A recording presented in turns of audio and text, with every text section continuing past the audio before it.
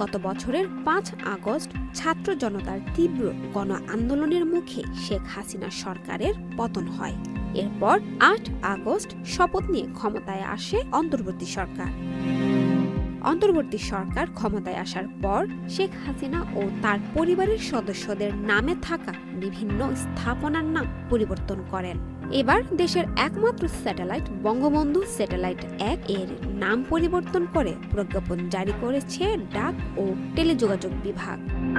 ডাক, টেলিযোগাযোগ ও তথ্য প্রযুক্তি মন্ত্রণালয়ের উপসচিব মোহাম্মদ রফিকুল ইসলাম স্বাক্ষরিত প্রজ্ঞাপনে বলা হয়েছে, উপদেষ্টা পরিষদের বৈঠকে বঙ্গবন্ধু স্যাটেলাইট ১ এর নাম পরিবর্তন করে বাংলাদেশ স্যাটেলাইট ১ করার প্রস্তাব প্রধান উপদেষ্টা অনুমোদন করেছেন।